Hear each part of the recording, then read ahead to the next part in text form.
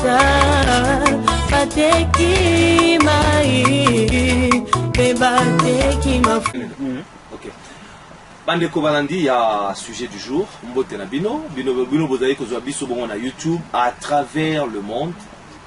En Afrique, en Europe, en Asie, en Océanie, en Amérique, partout. Topé Sibino Mbote.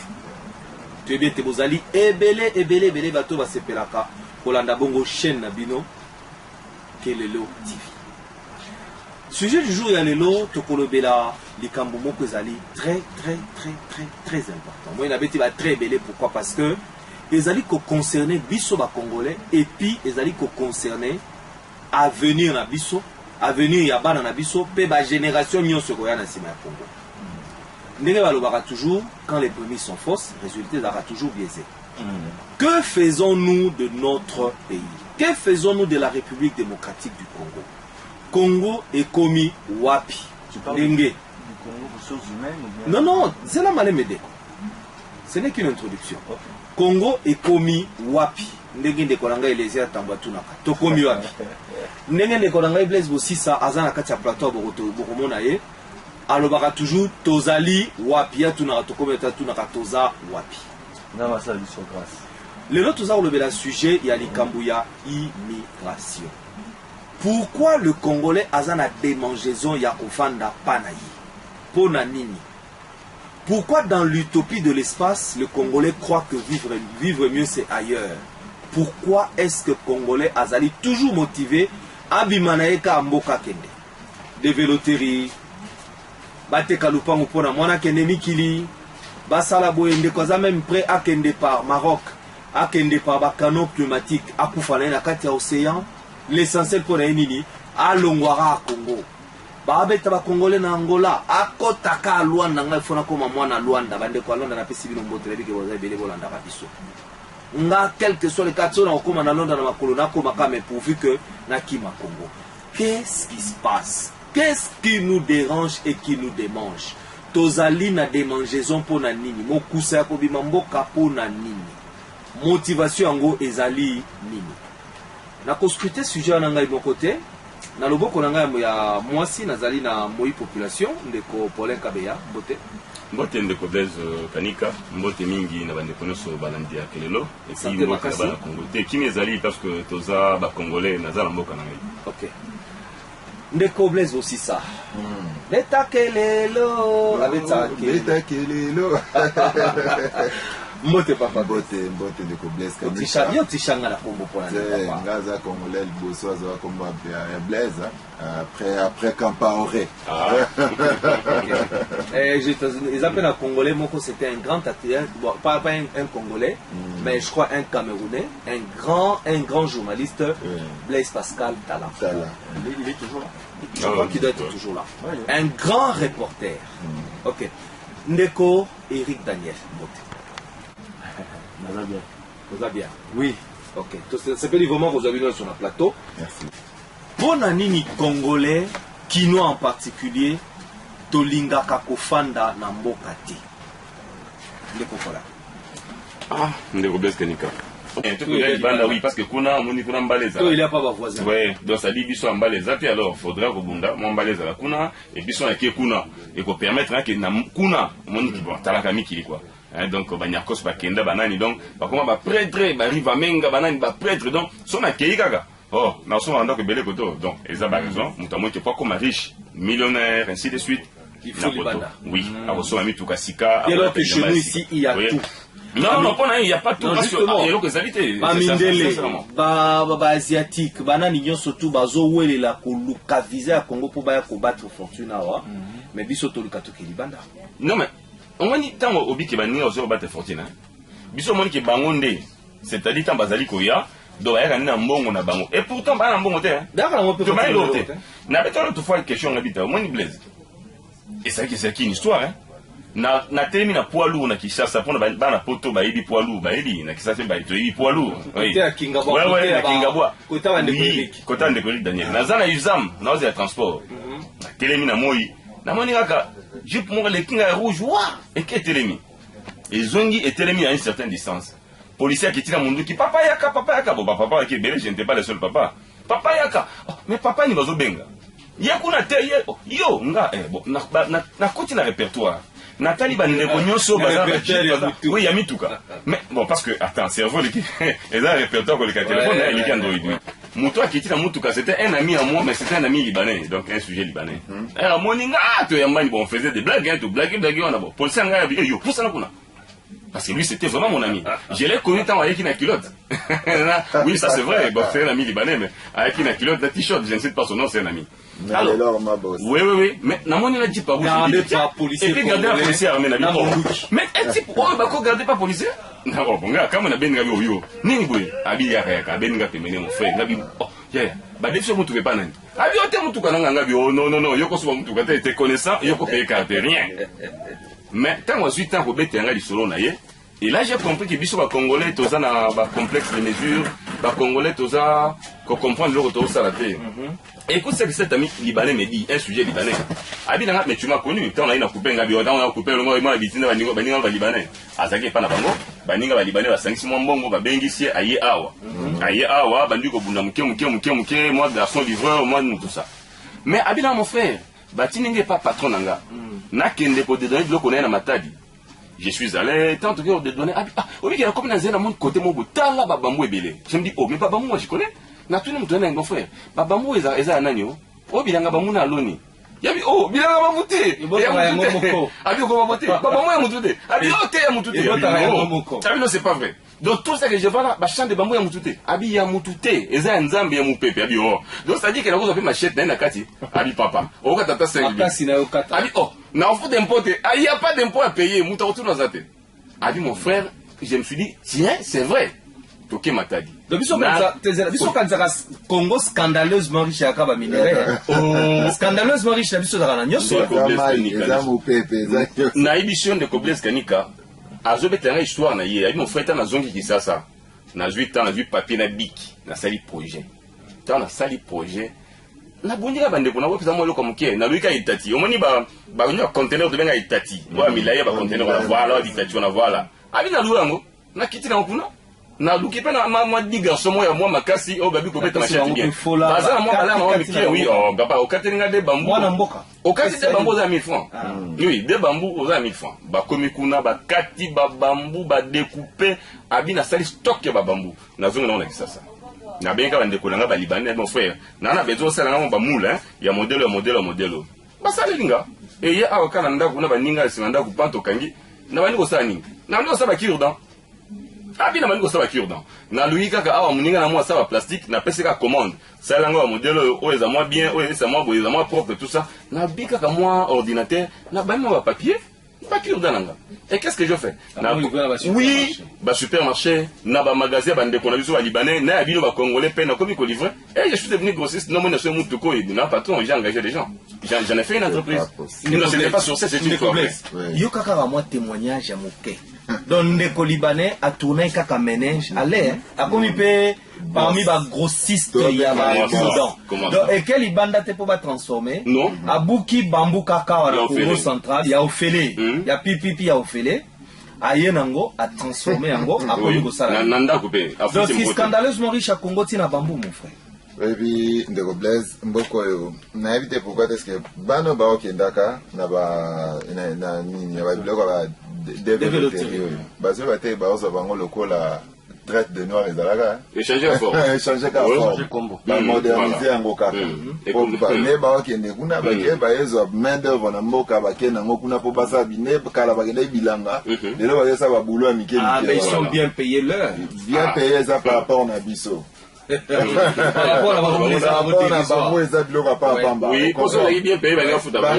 ok. Ils sont bien payés, c'est-à-dire moi à Soukola. Le contexte na biso c'est ba au Soukola basani na restaurant mo la pesa $2000 et ça déjà bon belé. Alors na âge bana wana misu bazo kende, isifika balala na ba master ba on a famille d'accueil wana. 2000 wana ba futi communication, futi mo loyer.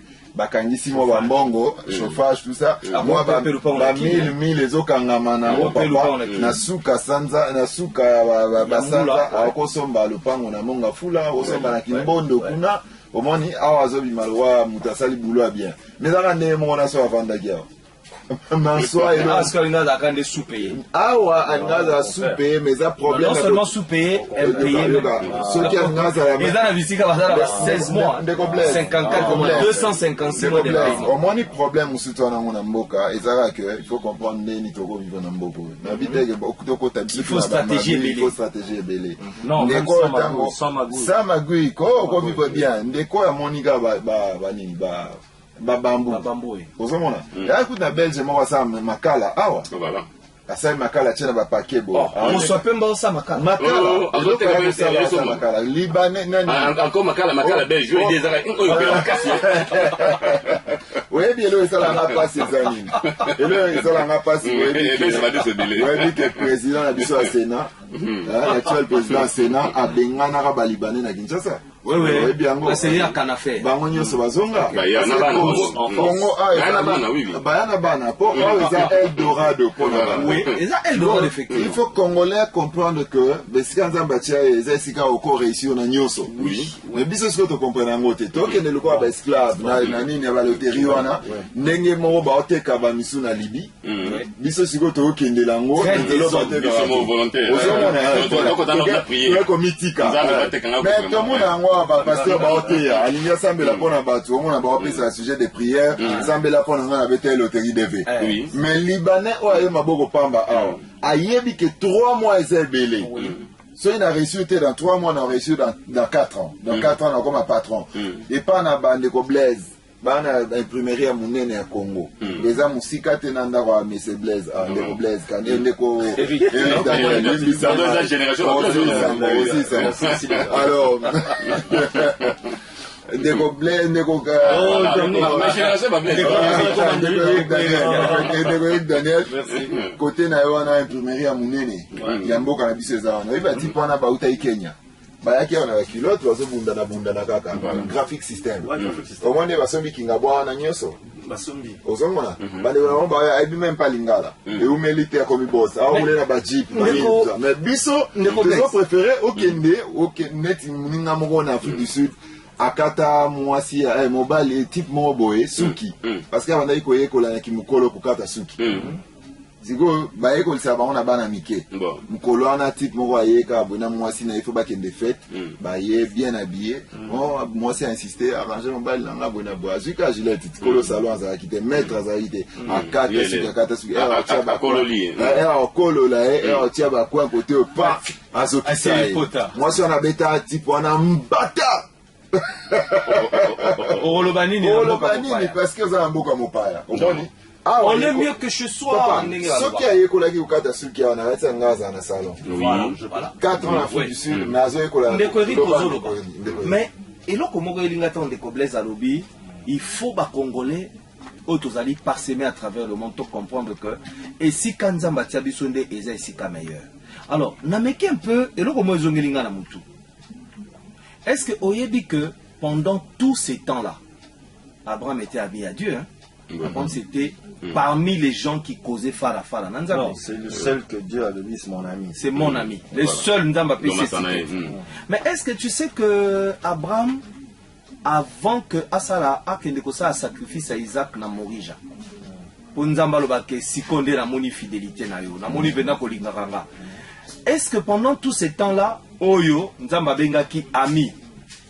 Nzamba mona kite que ami wana azaki kolingaye. Est-ce que c'est parce que Abraham na Morija c'était le bon moment et le bel endroit pour que Nzambe a trouvé véracité et amour na ye? Ce qui Abraham pas le kaka na mwana na Morija te, Nzambe pas ngalo bate que asali nini amoni amour na ye. Ça dit que par là na ngina lo baboye, Nzambe apambola rabiso et sika oyo ya lingi tozala. Et bon, ce Sikango et Daki Nangoka Congo. Yo s'est précipité au Tegi Lopango qui poto. Au moins, t'es que Satan. Noblesse Kanika, Mambese Belé. On est bandé comme Mingo, qui n'a pas autant d'années au Tega Lopango. Basombela la famille n'a pas autant. Que autant que Ndakazo sur la Bible, père de la calme, 6 mois, palais Zozonga. Ndeko Alingalo Baranti Eric Daniel na mesani na Blaise Dani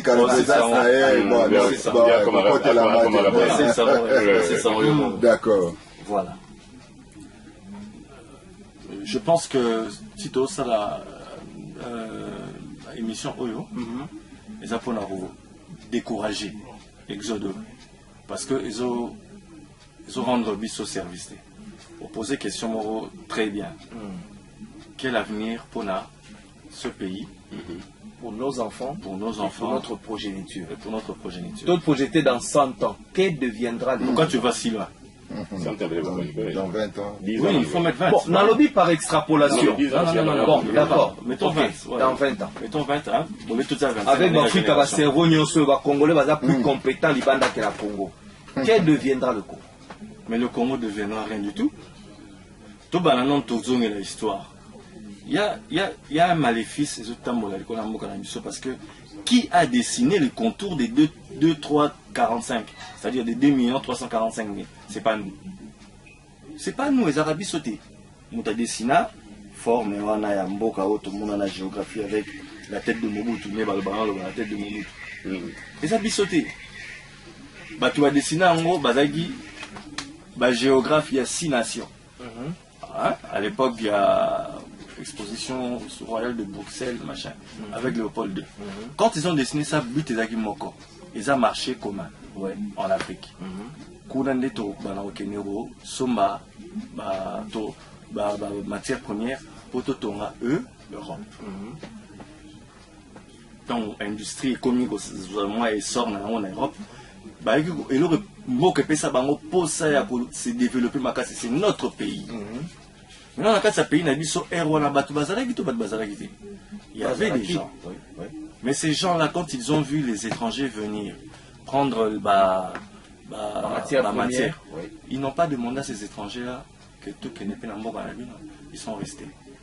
Pourquoi? Parce que, traditionnellement parlant, attaché les Araki dans Makassi. Les Amabélé, ils sont. Aujourd'hui, avec la télévision, avec les réseaux sociaux, qu'est-ce que notre progéniture entend? Le bien, il est où? Le bien, il n'est pas chez nous. Mais dans l'utopie du temps, le passé est meilleur. Dans l'utopie de l'espace, heureusement, tu amplifies la chose. Or, c'est quoi? Belge on tombe à qui tokomo va habiter pour tout ça la bien tous au élite mon boui qui nous tend à la au Kosa poudre aux yeux quoi. Les Malou là et les autres là le Bakongo là comment ça s'appelle le premier intellectuel du Bakongo? Kanza. Thomas Kanza. Non, pas Kanza, c'était un juif vraiment. Bon, comme on dit là. Mais Bakanza va quitter les États-Unis tout ça. Van Bilsen, un Belge. Docteur Diomino. Docteur Diom, il est papa de. Non, c'est lui le premier chirurgien. Oui, Docteur Diom, il est papa de Diomino. Voilà, oui. Vas-y, c'est le premier chirurgien. Celui-là, il est vraiment vieux. Ok. C'est quoi?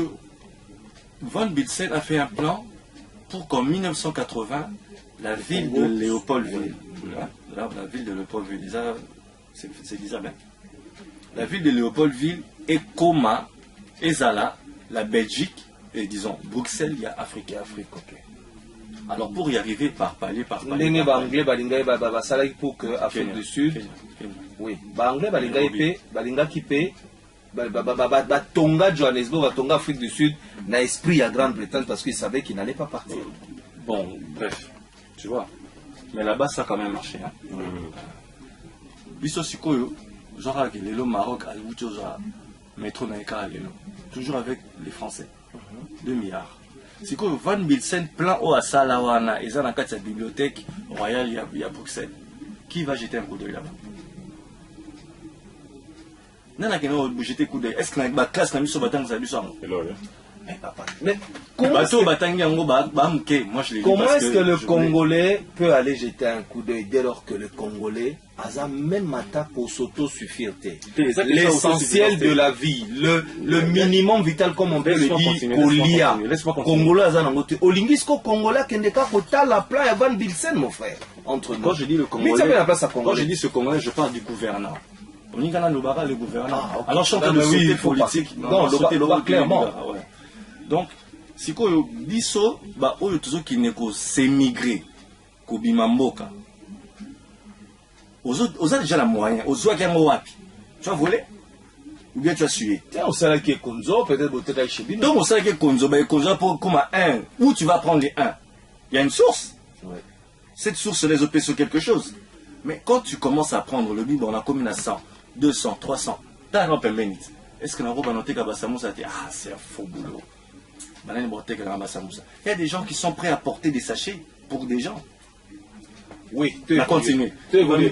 Tout ça. Est-ce que ça ne peut pas te rapporter de l'argent? Tu prends 5-7 000 $. Oui. Karapokine, Kozala. Kobatama. Kobatama. Non, le temps que ça pourra te prendre engager avocat, tout ça, mais entre nous, Congolais, tout le monde a été vraiment quelque part les appels à aliénation. Ils ont 5 ans. Oui, mais surtout 10 ans. Je me pose aussi cette question. Pourquoi est-ce que le Congolais est prêt à aller faire le travail qu'il ne peut pas faire ici, ailleurs? Ici, c'est ça. Ici, c'est ça. Le Congolais a besoin d'assurer. Non, attends. Pas assurage à l'équipe, Bon, parlons du vernis. Parlons du vernis. Tu sais combien ils se font ces petits-là, le mois? Beaucoup d'argent. Ah, fais ça chiffre. Parce que déjà. Fais ça nombre. Fais ça moi nombre. Donne un nombre. Non, c'est petit là, ceux qui imagine. En moyenne. Oui. Ça peut être 300 000 francs. 300 000 francs le mois. Oui, en moyenne. Toi, tu donnes combien? Non, moi je dirais pratiquement la même chose, parce que soit déjà le colonel Loboko ya Mutumoro va ça, on a combien le mois? Mutumoro 1000 francs. 700 $. Le mois? Oui. Benga n'importe quel petit Tounaya Imso vérité, c'est au moins 600 $. Moi, celui qui vient me faire les ongles, il m'a dit vieux, Nako qui sera 700 $. Donc ça veut dire que quand petit azole kangiringiri à qui fonctionnaire ou à même directeur na salaire musique. Pourquoi est-ce que ce monde a pas comme belé? Pourquoi ce monde a pas comme belé? Tu penses que c'est pour rien? Non, c'est vrai. Pourquoi pas comme belé? Bah petit va venir, tout le monde a la risée, hein. Oh tamola partout. Ces petits savent, ils ont fait leur bon calcul, c'est 700 $. J'étais content, il y aura un petit on a la vérité. Frère Eric, on a sauté. On a vraiment son abéti ma bé 600. 600 il y a 600 francs congolais. Je te parle du dollar. Je te parle du dollar. Il y a sur le petit baby vieux 700, 750, na commis. Donc soit petit 750, ça veut dire que petit na moi avec un million d'enfants. Je te parle de en million enfants congolais. Ça commis. Enfant congolais est millionnaire. Ndeko millionnaire quoi. Ndem soit millionnaire na Neira, na Kwanza, na Yénie pas millionnaire na Neira. On était en train de parler d'aliénation tout à l'heure. Oui, il n'a pas petit à vernité. Non, les problèmes on les encourage d'ailleurs. Moi je les encourage à se bénéficer parce qu'il faudra tous en Congo. Parce que c'est des cerveaux aussi. Il n'y a pas de sous métier. Non, tout à fait. Alors, tout à fait. L'histoire Samoussa, on a Betakia. Pourquoi la bêtise sur la Samoussa? J'ai un petit à moi qui m'avait demandé il y a des années. C'est un vieux. On a besoin à 100 $. Ça, c'est à l'époque que je bossais. Mais tu veux faire quoi avec 100 $? Tu vas aller boire? Elle dit non. Tu veux faire quoi avec 100 $? Elle dit j'ai envie de ça pour une somme à farine, banine. On a un commerce à Samoussa. Sérieux? Oui. À 100 $, tu vas t'en sortir? Oui. Expliquez-nous nos rapporteurs combien? Ah, là, c'est là, calcul apprécié.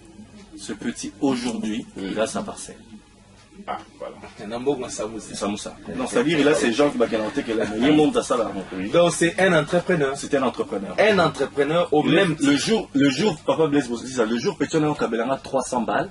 C'était avant que nous soyons ça, le jeu. Tant qu'il problème dans le dit, vieux ça. Viens qui s'occupe pour côté comment se dit. Non, tout va bien. Ah, bon, ça va, je passe te voir. Allez, il y a la place pour aller à Pipi. Il a d'abord commencé à pleurer. Pipi. Bon, il est venu avec son pipi quoi? Ah, et tiens, on va faire la pipi là. Mais attends, on a pipi, puisqu'il a payé une parcelle, il m'a expliqué comment il a évolué dans les 4 ans. Vraiment. Il s'est réveillé quand il a un petit dans la job à momie, ça va à côté. Bosser, et moi je sais content. Habite les écoles, les églises, et nous, voilà vraiment donc, point de vente. Et il s'est trouvé des gens, là, tu vas bien. Comment on appelle ça? La caisse soit en plastique. La plastique, on a très propre, bien pris. On a développé en haut, on a bâti moi la petite brochette, mais en tout cas, moi, la base, mon vieux, c'est des samoussa. Tu mets quoi dedans? Abi Hermoro, on a tiré dans la lotte. Hermoro Penati. Tu vois la samoussa là combien? Abi 100 francs. Parce qu'à calculer 100 francs fois autant de. Il a réfléchi comme un Indien. C'est vraiment du petit, là. Il a sa parcelle en 4 ans. Oui, oui. Mais il a commencé avec combien? Avec 100 $. Les 100 $ que je lui ai donné. Ok. Je ne sais pas s'il en avait d'autres, mais mais déjà, il avait 100 $. Il m'a dit, j'ai besoin de 100 $. Je lui ai donné 100 $. Et bon, Ailleurs au Kabelanga, il y a 300 $, 4 ans après. Non, toi, tu as 7 000 $. 7 000 $. Je vais se remonter On fait ça encore pour la démarche. On fait ça encore pour la démarche à Poto. Yangoulou. 7 000 $. Sans compter bien à 4 000. Et moi, vous avez balayé en 3 fois. Balayé 7 000 3 fois. Et puis, Baba Bazara. Balayé 7 000 avec tout solo, Balayé 7 000. 3 fois. Viola sur 4 000. Mais molende poto kaka. Et loko nini yango oyo eza na poto na tuki bino bande ko na poto te. Et loko nini yango oyo eza na poto oyo eza awa. Hôpital. Non, mais attends. 51 ezali. Non, tout le le seul avantage qu'ils ont là-bas, c'est l'hôpital. Donc, on a 21 000 pour l'hôpital. On a robé la thé. On a probablement la thé. Ah, mais l'hôpital, quand même. Balandi l'hôpital. À travers le monde, c'est compliqué. Réagir na page Facebook qui a émission, on est complexe. Balandi hôpital et les sols. Réagir que biso toyeba. Bokendaka na poto na motivation na bino okende non je te dis c'est l'hôpital et les soldes de saison pour les adultes parce que tous ça congolais biso savent solde ya saison et puis kotangi sabana saisonnière qui sablo to papa kotangi sabana bon kotangi sabana ça dépend kofuta bana solde qui sablo pourquoi parce que avantage des animaux la botanie c'est le droit du sol oui c'est juste ça c'est des profiteurs tu vois quand c'est des fainéants pour la voilà droit du sol. Ancien Jika, moi la bota na poto, à cola na poto, et moi le rien à foutre de votre poto. Moi la bota na poto, à cola na poto, à lobby sont les fainéants. Parce que tu as vu ça, tu as vécu au vivant en que va congolais, bah va fainéant. Non mais écoute un peu, c'est encore plus grave que ça. L'idée na yo ya Rokinikuna, c'est parce que na qui robot a pour moi nana on fait ça mbongo. Oui, mais moi nana a comment dire, marchandise non, c'est ça le problème. Mais attends, Papa, tu évolues parce que émission au moins tout à l'heure là tu étais en train de parler aliénation. Je voudrais qu'on voit d'abord ça. Non, plus des exemples. Papa aliénation. Viens à Bisso. Je ne sais pas son nom. Non, tu vas aller c'est grave, hein. Ah bon? Yabango, oui. C'est grave. Que non, c'est la Bisso dans leur café là. Bon, senga. Changer numéro, Nicolas. Voilà. Maman, là, on est au bout, on bouca, on ça c'est divers. Aux vertes. Oui. Bah, mi tout n'a pas de débat ailleurs. Bah, comment on est détraqué? Oui. Bolim Sangaya. J'ai rien contre vous, mais je vous demande de bien réfléchir. Revenez. Revenez pour ce bilanga. Revenir faire quoi? Bilanga. Libanais à côté de bilanga naturel, il y a naturel, il y a venir à bilanga. Non, même si vous avez tout je suis allé prendre un ami, non? Je suis allé prendre un ami à l'aéroport. Tu vas tout voir. Donc, il est bloqué. Pam, tu es Kinkole. Mon frère, vous n'avez pas riche. Donc, bilanga, nous sommes l'État ou bien les individus. Oh, papa zam ki bilanga nyoso bayo mais oh nyoso to mona tela bangoma na bien ma petite bilanga so motala na périphérie papa blesse mais non c'est pas sérieux ça non franchement Congo est un scandale non Kinshasa o na kati ya carte Congo za ka point mais tala dimension combien Kinshasa vaste il y a de coins isolés où batu basomba ba mabele mais ils n'en font rien ils n'en font rien 9000 km² mais nakamisayo dans les 9000 km². La commune, au moins, comme à Bourmès, peut-être dans 6 ans, Maloukoza a 8000 km². Pour une, oui. Oui, Maloukoza. Dans les restes, à Kinshasa, c'est qu'il y a 1000 km². La 4000 km², c'est la zone à 300. Ah!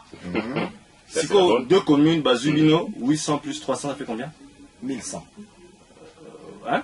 Le reste, le 900 km, c'est Tikali, commune Oignon, c'est Tikali. Kobandao, non, 700. Non, au sol, 8000 km², c'est Maloukou. Que Maloukou. Avec 23 habitants par km². Vous vous rendez compte? 1 km². Non, il a raison parce que Maloukou, c'est Mangamanzo, c'est Maloukou. Ok, il a raison. Tout à fait. Non, pour ça, c'est des études dans ça. Ça, les études de Kinshasa, il a 9000 km². Maloukou, il a 8000 km². 300 km. 700 km et Kinshasa. 22 communes. 22 communes en 700 km². Et je veux te faire rire. Je veux te faire rire. Au Moni, cette commune, plus 217 km. Ngalima est à 100 et quelques. Donc, mais c'est quoi Bruxelles, hein? Bruxelles. Ils ont 200 et quelques kilomètres. Bruxelles. Donc, ils ont Ngalima. C'est les liés Bruxelles. C'est les langues pour faire comprendre. C'est plus grand que Bruxelles. C'est les. Et vous me dites que ce pays. Dans Bruxelles, les gens ont Ngalima, on va foutre là. Non, c'est trop grand. Non, bandekolanga vraiment dans. Et ça, Ngalima, Bagzi Mouké. Tozali ko chuter na première partie ya émission salée. Émission na biso tozo la compagnie. En Wikipédia, vous allez voir ça. En une minute pour te chuter. Les loyaux fuite ya ba cerveau ya ba congolais. Les Tolobi, na utopie espace de Congolais croient que vivre mieux c'est ailleurs. Congolais après à Kefane na Luanda. Bimisi biso combien? 425 000 Congolais à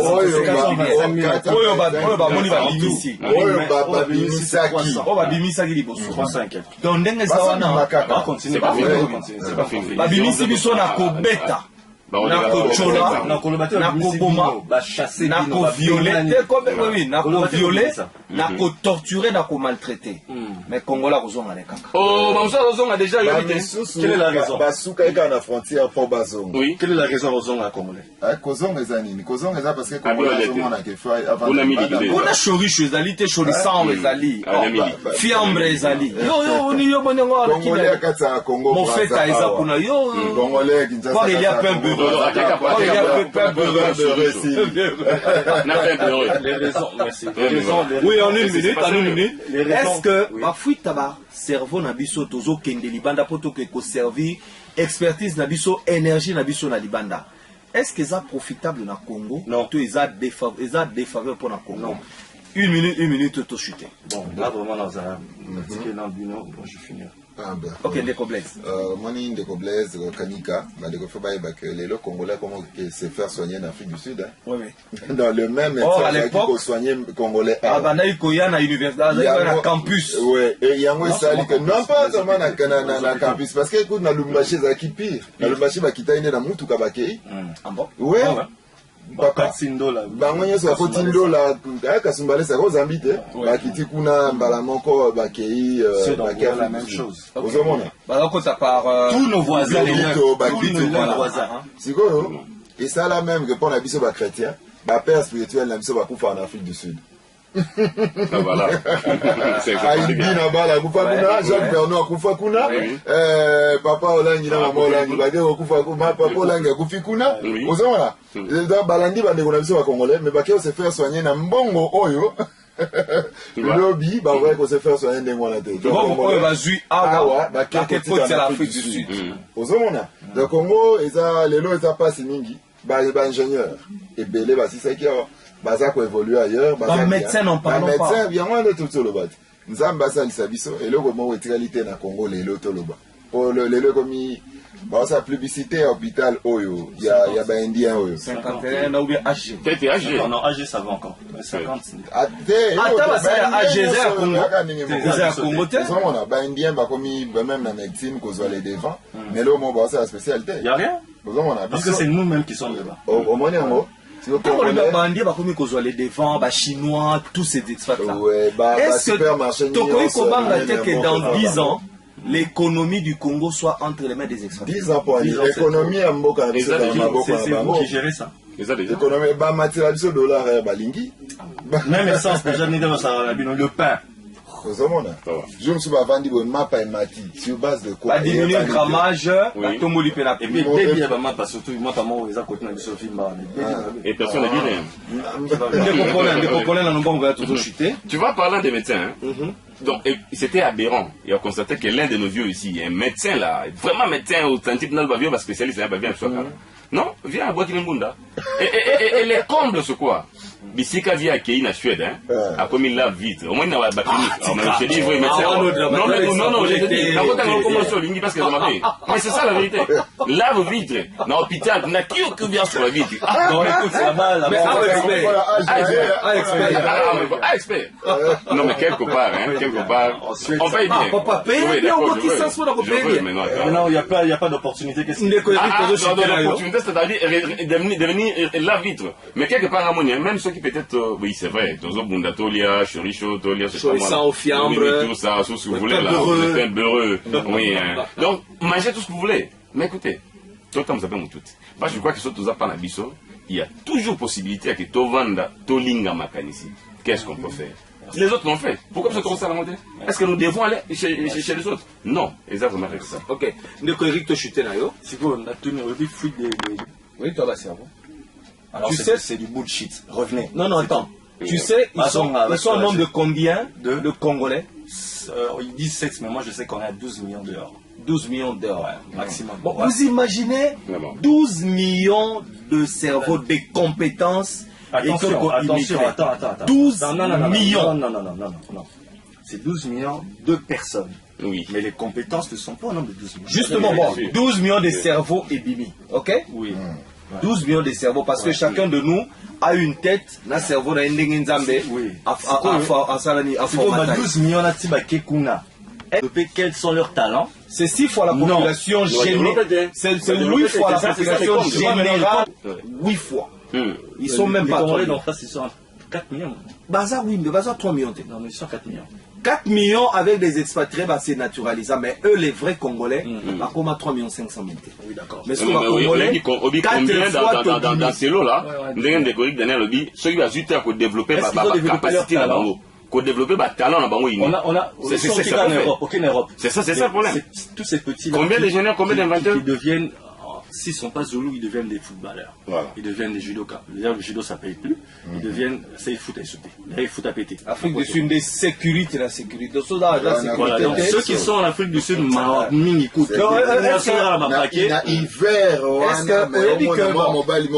on a tout qui va surveiller parce que c'est un boulot non. C'est un boulot. Est-ce que tu es que, ce qu'on a agent de sécurité, aux anokaka, Ozanoka logo la papa sentinelle na biso mais la tenu oui mais il faut une soirée en Afrique du Sud. Bandeko Balandi c'est compliqué to chuter awa pour la première partie émission to bandeli kolobela biso bandeko ba congolais ndenge ndeko fere alobaki totala sima tozonga bato lelo yo congolais pourquoi olingi kofana na mboka te pourquoi Congo eza ko déranger yo zonga na Kinshasa yakata na plateau de Batekawa zone fiskata hectare moko ya pamba banda kolona yo ebiso ko bandi kolona ndunda lelo au bout d'un temps combien ça peut te donner mais il faut et puis na terre na biso mabele na biso ya Congo sol très fertile tout ça na plus de 80 millions de terres arables na Congo c'est dire que ceux qui lelo na zuka ka ne fiskata sac moko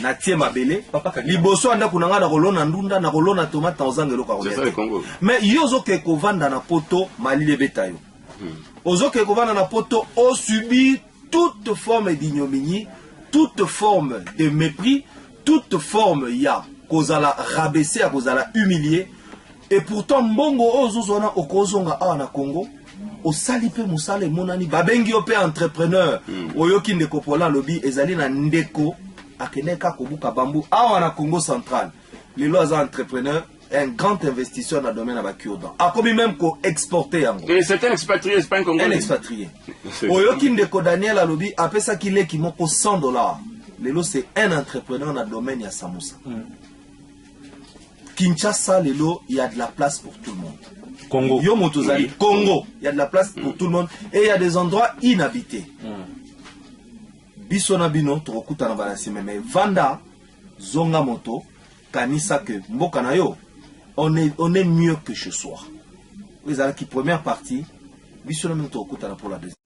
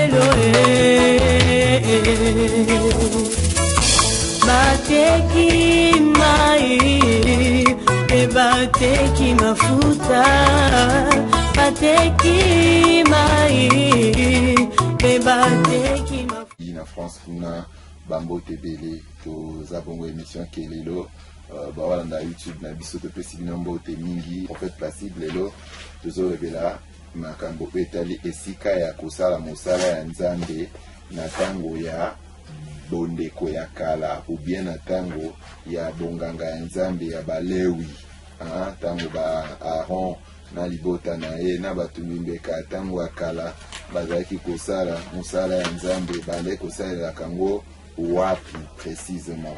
Alors je crois que bandeko balanda biso la fois passée aussi ça qui na etali ba imperfection to ba mbeba ya bonganga ya nzambe ya kala ya tango ya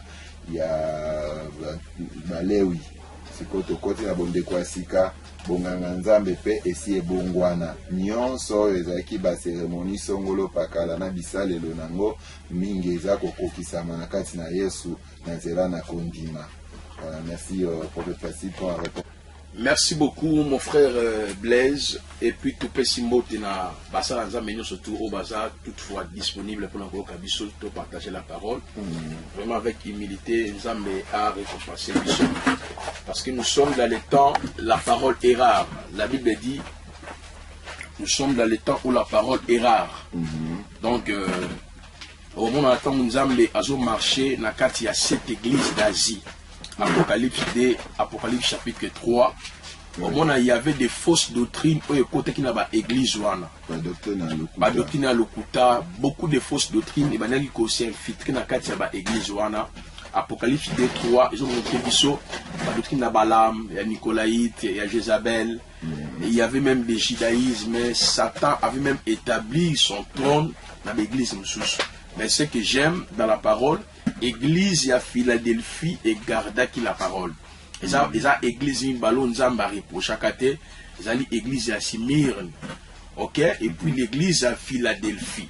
L'église à Philadelphie nzamba lobi, comme tu as gardé la parole et la persévérance, je te garderai à l'ère de la tentation ekoya on est touché les habitants de la terre.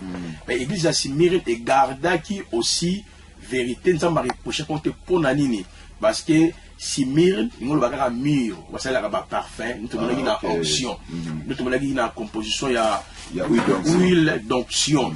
Cela veut dire, la véritable église en Zambie, pour nous réussir dans tant que nous il faut normalement battre selon l'esprit et il faut battre la peine de sa parole. Nous avons partager avec les saints. Autour il y a ouvrage de commis sur les sacerdoces lévitiques, ces pratiques rituelles sacerdotales face au sacerdoce royal pour qu'on avertit l'église parce que les lobbies sentinelles sur ma bezoko manquat sa ville il faut qu'on annonce. Papa Blaise mais le moment était l'église en Zambie est infiltrée dans le lingue mi balé. Parce que l'église où il soit bâti, où il a bâti son église ne peut jamais être infiltrée. Il y a le bien on a Mukanda en Matthieu 16 à partir du verset 16 ti na verset na yango 19 à le but tuer Pierre. Si c'est Pierre, je bâtirai mon église. Na grec yungo le babu tuer Petros. Petros le nom ba libanga ya mokie. Si c'est Petra, c'est-à-dire la révélation que Pierre au lobby, je bâtirai mon église. L'église à Jésus-Christ ne va jamais infiltré. L'église corps invisible. Pour Nanini, Yemoko Yesu azali chef de son église. Mais l'église, autour de l'église, il y a sa infiltration. Il y a des qui maillent, même pratique à ma baie, comprendre sacerdoce, ma baie, père à sacerdoce, côté que la va bouger, tout et tout et tout. Ils allaient assemblée locale. Dans cette assemblée locale, rien n'atteste que tout va converti. Ils sont sortis de nous, mais ils n'étaient pas des nôtres. Donc, infiltration, ça va à deux niveaux. Dans le niveau, il y a faux frères. Au bazo, il y a des pratiques sataniques. Exemple, Paul a dénoncé, on a Colossiens 2, verset 17, quitte des anges. Je veux quand même te dénoncer, on peut invoquer ange, ange à moi, ange à guérison, ange à nez, tout ce monde-là. Et puis, il y a une autre forme d'infiltration, c'est par rapport à l'enseignement contraire. Les esprits séducteurs. Pour la zone de 2 Corinthiens 11, 1 à 3, Boke Baloko la Ève. séduisant qui est et pas un serpent bino pe ba penser na bino ba kenango libanda te parce que ceux qui bondimeli évangile aux alliés contraires bozu un autre Jésus bozu un autre esprit.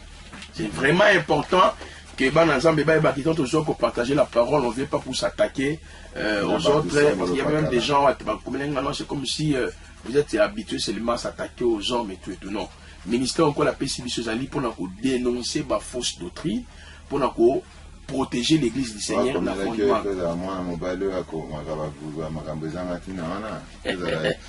comment il y a un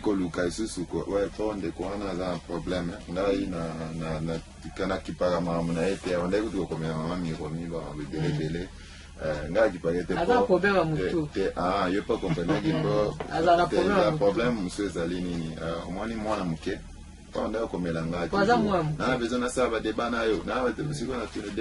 parce que biso toyebi ke biso nyonso tozali ba ouvrier ya 11e ère na o etali le ministère Ephésiens 4:11 de lobby le peut-être ba ouvrier ya 11e ère te voilà la parabole ba ouvrier loué différemment ça dit c'est pour dire nous avons passé par ministère apôtre prophète docteur évangéliste pour avoir 5 raisons perfectionnement des saints édification des saints l'unité de la foi la connaissance des fils de l'homme et pour ba même scène à état d'homme fait à la messie parfaite du Christ. Et puis dans verset 14 à Ephésiens chapitre 4 lobby afin que l'église ne soit pas emportée à tout vent de doctrine par la séduction et la rise. Donc il y a d'abord les fausses doctrines, il y a la rise et la séduction.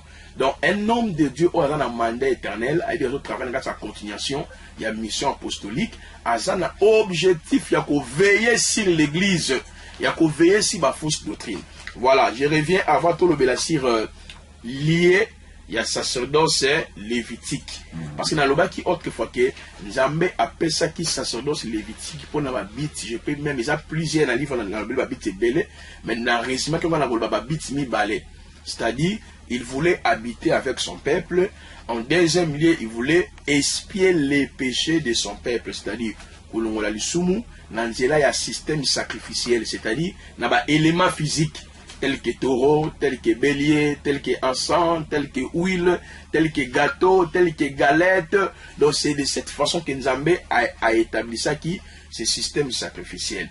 Voilà pourquoi on a démontré qu'il était, pendant que Nzambe a changé sacerdoce lévitique. C'est parce que, objectif ya Nzambe ya kolongola lisumu, ya ko réconcilier motuna ye moko et kokisa makite. Ozomona, pona nini? Bible lobi na Acte chapitre 17 26 bisonyon sotouti na nzela ya moto moko. Na Romains chapitre 5 aloba ki yango le verset 12 balobi na nzela ya moto moko le péché est entré dans le monde comme Adam désobéissait qui bisonyon sototombé sous esclavage ya Adam. Et on moni Paul azoloba na Romains chapitre 8 le verset 2 il parle de la loi du péché et de la mort et de la loi de vie en Jésus-Christ. Cela veut dire, Papa Blaise, avant que Jésus Christ aya, bisognon qui sous la loi du péché de la mort.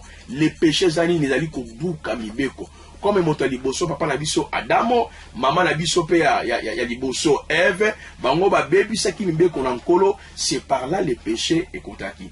Nenzambe ko pesa sacerdoce, la tribu ya Lévi na lobaki, pona a ramener motokati na ye moko.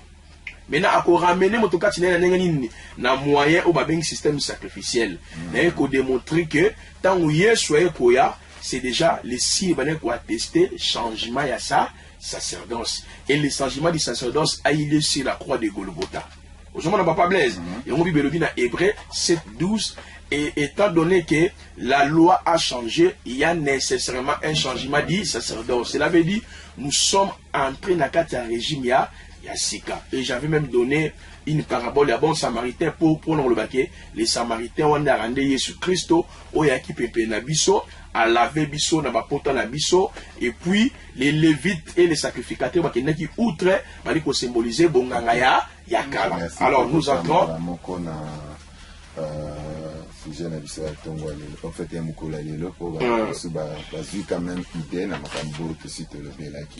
voilà. C'est-à-dire, avant tout enseigner à Lélo, je voulais d'abord énumérer les termes qui sont employés pour parler du sacerdoce royal, parce que c'est très important. Sacerdoce royal, non, tu déjà. Non, la sacerdoce royal. Voilà. Parce que jusqu'à présent, nous avons le fonctionnement de la sacerdoce royalité. Mais nous avons si grand ligne Koyana Yesu Christ peut koufanaye a changé le régime à Moïse. Nous sommes entrés dans le sacerdoce royal. Mais dans le bas, d'une manière générale, mécanisme on a atteint la sacerdoce royal, c'est la foi. Ce n'est plus maï, bougie et tout. Mais tu vas revenir pour que tu aies la sacerdoce royale d'une manière générale. Alors, tant que Massi a changé le régime, nous entrons dans le régime Yassika ou sacerdoce royal. On a démontré que, selon l'étude du livre hébreu, il y a des termes qui sont employés pour le sacerdoce lévitique, tels que l'imperfection, l'inutilité, il y avait la mort, les souvenirs du péché étaient renouvelables, sacrificateur qui terrestre, les animaux physiques, nous sommes jamais qu'au même l'homme dans la réconciliation. Mais lorsque l'auteur hébreu a sur l'efficacité de la sacerdoce royale, au moins il terme tel que la vie éternelle, le souverain sacrificateur éternel, les sacrifices parfaits éternels, les sanctuaires célestes, l'alliance nouvelle conclue à la perfection, la vérité, la rédemption éternelle, une alliance excellente, les repos éternels, un peuple roi et sacrificateur saint et parfait, l'immortalité, la perfection totale, la compétence et les cultes célestes. Vous voyez? Donc c'est pour dire, je crois qu'on va revenir plus tard si les sacerdoces royal, quand on a les ministères, quand on a les consécration, il mange, il y a ministère, il y a parole. Donc, pour revenir maintenant, fonctionnement, il y a toute lévitique par rapport à sacerdoce royal. Alors, pour aller l'autre, on a un élément sur les cultes, les liens du culte du sacerdoce lévitique. Pour comprendre Yango, na totanga na bino ensemble na correction na mutu menanda ko ba bandiko baso koma parfois na Exode chapitre 25 le verset 1er ti na verset na yango 8. Nzambe Exode 25 le verset 1er ti na verset 8. Nzambe ayebisi Moïse boye. Yebisa peuple d'Israël ba pesanga une offrande boko zoyango na moto nyonso to ko pesango na motema malamu. Et puis, beaucoup de gens ont vanda. Ok? Maintenant, les liés, parce que les sacerdoces, service de Dieu, confiés aux hommes, et banda qui kosa la mané la katia tabernacle. Les tabernacles, les banda qui ko symboliser, et sika o nzambe, a banda qui ko limisa masumu. Na ndenge nini? Yimo ko nzamba kitaki avant na katia ndako wana, et en deuxième lieu, il purifiait, il réconciliait, il sanctifiait son peuple. Nanzela y a différents sacrifices des animaux. Le lot comment l'église est belle, oh, ils tabernacle ensemble, oh, ils la maison du Seigneur, oh, tout le monde sait la cérémonie, parce que tu as la maison ensemble. Et l'autre, on peut savoir précision exacte par rapport à ça. Avant, il y a ça, trois narration au sujet, il y a vision, il y a tabernacle. Ok? Parce que tabernacle, est ici, comme je viens de le souligner, ma cérémonie, ma pratique, ma rituel, tabernacle. Alors, remarquez, les trois narrations de la vision du tabernacle. Parce que Moïse, tant que Matina Ngomba et Sinaï, n'enzamba pesier vision, il y a tabernacle. Il y a trois narrations. Narration liboso ezalinine. À partir d'Exode chapitre 25, na Exode chapitre 27, au comment on a été Nzambe dans un Moïse, vision et tabernacle.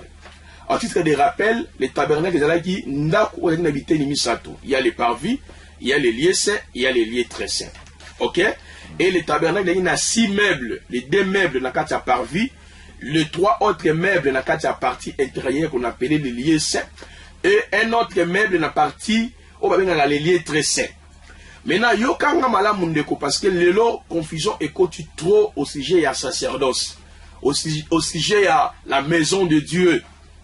Donc, comment on a été, la première narration, tant qu'on a sa vision, à partir d'Exode chapitre 25, Exode chapitre 27, Nzamba bandi kopé sa vision abandi na arche de l'alliance à qui tu n'a parvi. Abandi na arche de l'alliance à qui tu n'a parvi. Voilà mutazo pesa yango ezalaki Nzambe yemoko. Wana narration ya liboso. Narration ya mibale Nzambe abandi à partir ya wana vision et tabernacle.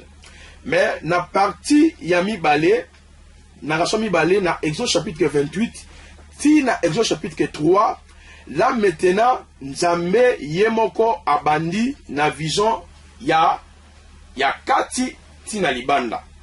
Maintenant na Exode chapitre 38 ti na chapitre 40 ndekola kopesa mena exécution ya tabernacle na paraphrasé. Tant après si vision ya tabernacle qui représentait les lieux de son habitation abandi de l'arche de l'alliance qui n'ont na hôtel de holocauste.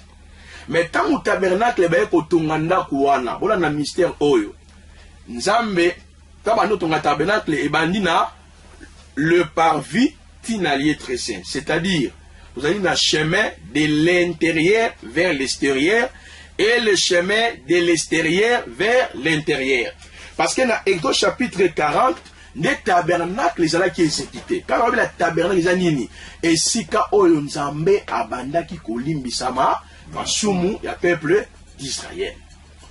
Maintenant, tabernacle les alliés définit le coup là une offrande unique à plusieurs parties. Il y avait de l'or, il y avait des encens, il y avait des pots de bélier, il y avait des cramoisis, des toffes blés, il y avait les chandeliers, l'autel des parfaits, il y avait fêlin, rideau blé, il y avait graphe, il y avait beaucoup de choses, des bois d'acacia, bleu qu'on surtout on les a formé qu'une seule maison qu'on appelait les tabernacles.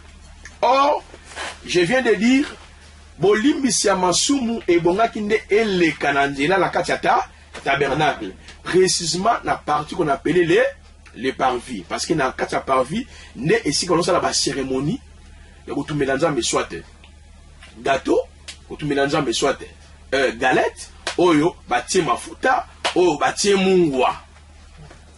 Il va comprendre parce que quand les pasteurs pratique ils vous amènent dans les tabernacles où Moïse a tongaki parce qu'on ne peut pas faire des pratiques sur qui tabernacle les athées.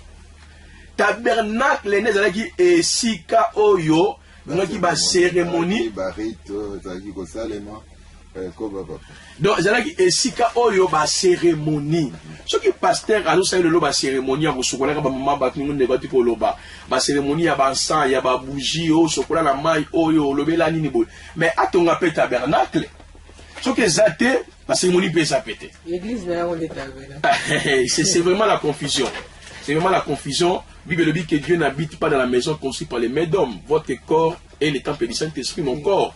Comment il logo somi na brique somi ya silo tongyo bengo l'église ensemble. Ça ne c'est pas l'église ensemble, c'est contredit même l'évangile. Je veux dire si hier on enlever bâtiment tongaki, biso l'église ensemble ne biso, j'ai bâtiré mon église. Votre corps est le temple du Saint-Esprit.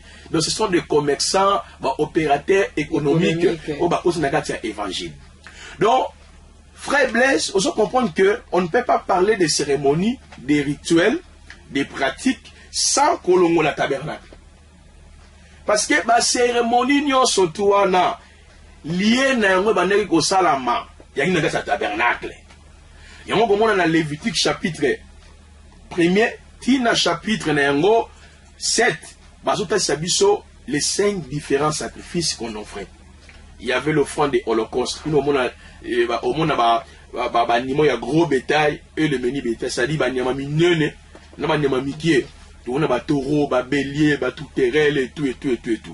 Il y avait aussi offrande qu'on appelait offrande des fleurs de farine. Pour la farine, ça dit gâteau. Gâteau, ça dit galette. So bazu mungwa, batie nakati. Bazu siko penani ensemble. Bazu tumango ensemble. Donc ça mon siko. Troisième offrande, il y avait action de grâce. kuna bomona kuna pesu susu bania mama kamwe belé to ba koyana ngo ba zambe botanga ba pasteur botanga mamazo bana Lévitique chapitre 1er chapitre bomona il y avait des cérémonies ça fait très ensemble kila aboa kango 7 fois aboa kango na hôtel moni. Donc on ne peut pas parler na ba cérémonie ba rituel maman miromi soki ndakuane zala kité ba otanga ndeni bana Bible te pasteur. Il va passer dans la Bible. Il va passer dans la Bible parce que bandimi mingi baza na Bible te. Ah, non. Na l'équité, na la Bible passer plastique na Bible bakota na Bible ndenge ni parce que bandimi mingi baza na Bible te. Nani basala nzambe, mamuto solo ba oyo vraiment interpeller biso. C'est un mot tellement profond où il faut te porter notre intelligence pour te appréhender yango. Moni lelo et là, on va te manque à comprendre le sacerdoce. Parce que si on comprend le fonctionnement du sacerdoce lévitique et comment le Seigneur Jésus-Christ a mis fin avec ça, tu vas mieux servir le Seigneur des sacerdoces royal. Parce que tu comprendras aussi le fonctionnement du sacerdoce royal.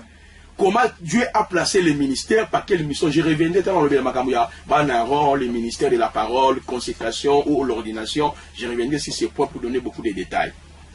Na zongi na likambwetali tabernacle wana on naloba qui était souci ya nzambe tant apesi vision tabernacle c'était quoi avant na peuple na ye pe alimbisa ye alimbisa bango tabernacle bande ko présenter nzambe katina libota na ye po alimbisa ba bango oh na mukanda ya Hébreu 9 ba pasteur bozo passage wana la bande kotozo na biso botanga chapitre Hébreu 9 mobimba yoka na Hébreu 9 Paul abani koloba boye bomoni tabernacle oyo Moïse azalaki divinement averti oyo Moïse atongaki bani ko citer par vie il est saint il est très saint bani ko démontrer ba meuble wana nyonso to bani ko démontrer yango et puis à partir du verset 24 à 26, je crois 24 à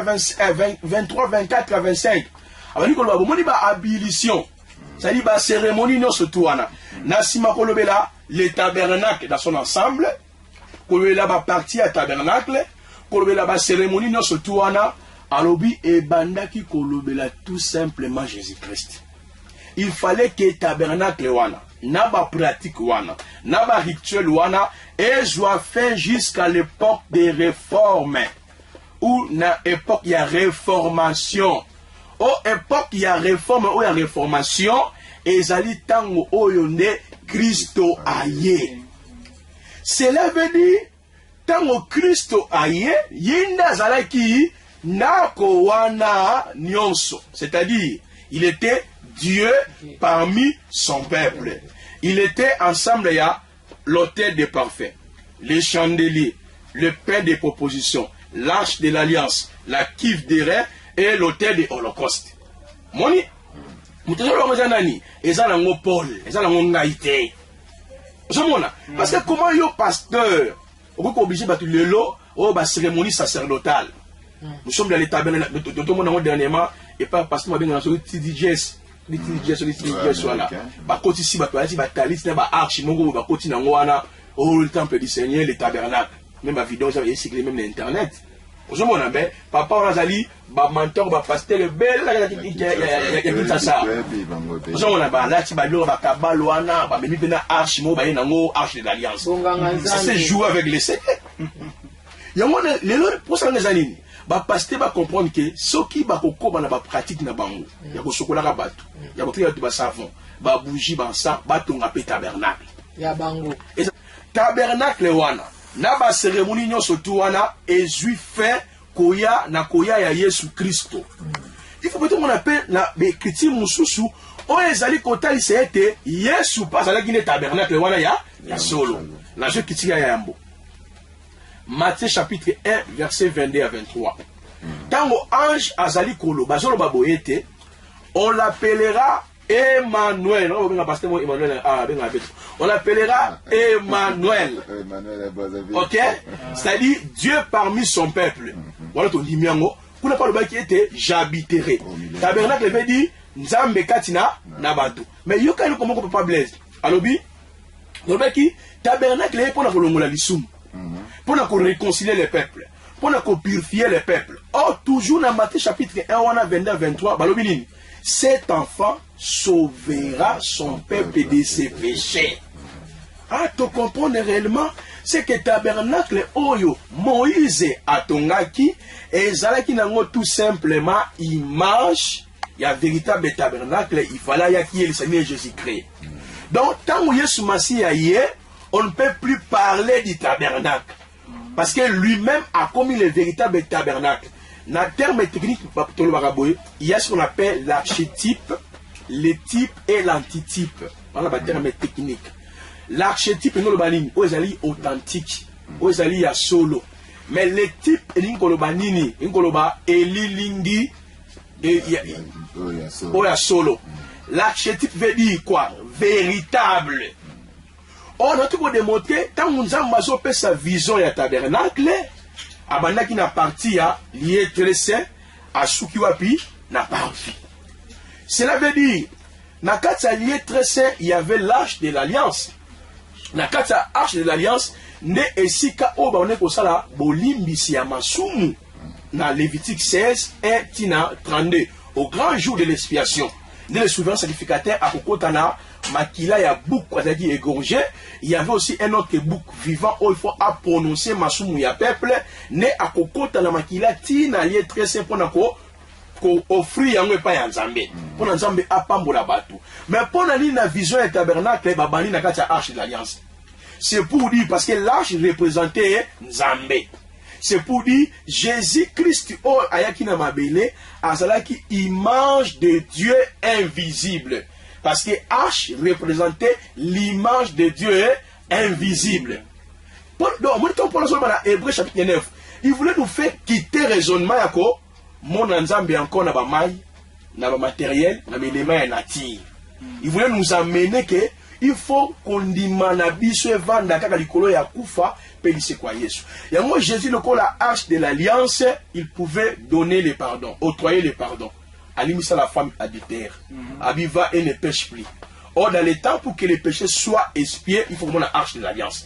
Donc c'est que déjà vision oh là arche de l'alliance n'a pas vu. Maintenant c'est seulement Nzambe akola tanzoto na nzela ya Yesu Kristo akoya pe kolimbi. Ça va tout niyo. Yo nani ko kolimbi sa masumu. Je crois que ça dans le lecteur la Bible toyebi. Tant Yesu dit que va et ne pêche plus. A guéri mutona dit que va ma fille. Tes péchés te sont pardonnés babi. Yo nani ko kolimbi sa masumu. Yesu pe aye papa Blaise le kola hôtel de parfum. Dans hôtel de parfum, ils ont dit qu'on a offert par parfum pour être le sambo ya batu et zala exaucé. Or, tu as vu que ce tout était, Yesu Salomé qui est dans Marc chapitre 11, verset 24, on appelle que tu m'appelles ça Jean 14, je crois. 14. On l'ingango makasi. Donc, ce qu'on appelle si Marc, il passe à Jean. Yesu Salomé, nyoso boko senga lo sambo, na komo nanga na kusala yango. Dans l'hôtel des parfaits, et ça qu'on représentait Jésus-Christ qui pouvait exaucer nos prières. Et au moment de son vivant, Jésus-Christ exauçait la prière. Il y a Jairus, moi, Koufi, il a exaucé les cris de Bartimée. Il y a beaucoup de choses. Je ne vais pas faire beaucoup de ma révélation. On a un pragmatique pour que les gens comprennent. Aux écoles, de l'autre idée, d'information et bien dans un livre autopromis. Ok? Alors, Yesu, le hôtel des parfaits, au moment où la Bible est dans Hébreu chapitre 7, verset 24 à 25, il intercède pour nous. C'est-à-dire, toutes nos prières, c'est Christ qui a été au sango. Yesu pe aye papa Blaise le kola, la table de pain de proposition. Parce que la table de pain, pour porter le pain, puis pour faire sa pénipa. Yesu a dit que je suis le pain qui vient du ciel.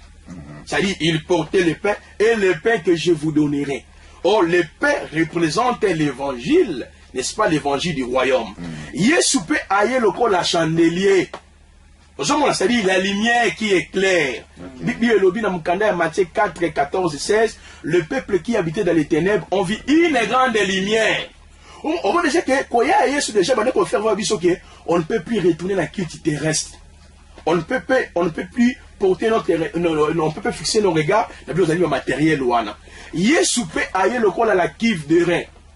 na kiff de rein ezalaki mpona kosala la purification ya basacrificateur mpona kolongola mpe liwa kati na bango. Or Bible lobi l'air est venu où les morts attendront la voix des fils de l'homme, ceux qui l'auront entendu vivant. Na Jean chapitre 5 à partir du verset 23-24. Na Jean chapitre 15 1 à 3 sur lobi ma parole vous êtes purs à cause de la parole que vous avez écoutée. Mais Yesu aussi a couffé sur l'autel de l'Holocauste. Parce que l'autel de l'Holocauste représente la croix de Golgotha et si kanini Yesu Christ ami kabaki. Parce que les colonnes à hôtel Wana Papa Blaise, c'est là où on faisait des ablutions, des cérémonies, des pratiques. Au Kojomakile, au bois qui colo à hôtel, au Kosopayango, au Sala 7 fois, les colo à Moutou, au Kozwagato, Anana Mafuta Basangi, au Tumbia, au Tumila Mozambe. Si vous avez une cérémonie, vous avez mafuta. Pour nous, vous tabernacle. Vous avez la confusion comme monstre. Donc, il sert le Seigneur dans des confusions. Mais je sais, Oya Nzambe, Okola Benga, Nzambe a détaché, on a Katama Kambouana, et va revenir dans la raison. On sait que le chemin de l'intérieur vers l'extérieur, on va expliquer tout simplement le chemin de Dieu vers la rédemption de l'homme. Donc, dans le matériel physique, donc on a sa vision, on a révélé Nzambe akoya kozwanzoto na Jésus-Christ. Tant akoya akolongola masumu na biso, akoya na lusambo na biso, akopesa biso lipa qui est l'évangile, akoclairer biso, akopurifier biso pe akokufa pour na biso. Et on dit sur le Bible dans Matthieu 20, verset 24 à 26, le Fils de l'homme n'est pas venu pour être servi, mais pour se servir des autres et donner sa vie comme une rançon. Aujourd'hui, Papa Blaise, ma camoufle aujourd'hui est tellement important. Maintenant, on a chité dans le chemin de l'extérieur vers l'intérieur. Chemin extérieur vers l'intérieur, c'est-à-dire, quand on va exécuter le tabernacle, on va partir par vie dans l'être saint. Mais dans la vision, on va dans l'être saint, on par vie. C'est-à-dire, dans l'arche de l'alliance, on a par vie. Ok? Mais dans l'exécution, on va dans par vie dans l'être saint. Et ça qu'on explique nini. Lelo moi nanzambe nyon surtout o animeli Jésus-Christ aleki na hôtel de Holocauste. Qui veut dire quoi? Animeli prédication de la croix nzamba limbisi. Parce que na hôtel de Holocauste nde ici quand nzambe bane ko limisa masumu ko purifier ba nzela ba cérémonie. C'est que biso cérémonie nyon surtout ana ezo ko représenter la souffrance de Jésus-Christ sur la croix de Golgotha. Une fois que nous acceptons la prédication de la croix, 1 Corinthiens chapitre 1er verset 18, Papa Blaise, Dieu nous pardonne. On n'a plus besoin de cérémonies pour que qu'on appelle ça ngaïban. Il n'y a plus besoin de cérémonies pour les hommes à sécuriser. Il n'y a plus besoin en ce moment, oh, huile d'onction, oh, huile d'olive, oh, maï, oh, béni, oh, et ratakate, tikotak. J'en ai la pose en angoté. Parce que, du fait qu'il a une démélique qualité à écoulousou, aussitôt, n'a purifié, n'a allé sanctifié, n'a allé mis à part. Or, dans le temps qu'on a Israël dans la purifier, il fallait taureau, bélier, mafuta, encens, bakobalolengo, il fallait paou, il fallait bassin, verser makila. Mais ngaï, pour ngaï, l'hôtel de Holocauste veut dire la prédication de la croix. Bible le dit dans 1 Corinthiens 1:18, la prédication de la croix pour les autres, c'est un scandale, mais pour nous qui sommes sauvés. Pour Nabiso, voilà, qui derrière Oyo, baneko la liwa. Baneko protéger Nganzambe contre l'Iwa, baneko se purifier, ça symbolise aujourd'hui toujours l'évangile. Parce que grâce à l'évangile de Jésus-Christ, nous sommes purifiés. Grâce à l'évangile de Jésus-Christ, nous sommes sanctifiés. Grâce à l'évangile de Jésus-Christ, nous sommes mis à part et la mort ne peut jamais nous toucher. Puis le dans Hébreu chapitre 2, je crois 8 à 13, Yahweh a kangola ki ba obazaki na kobanga liwa. Parce que bah faux prophète toi na maman Miromi na prophète Ézéchiel ça qu'a appelé prophète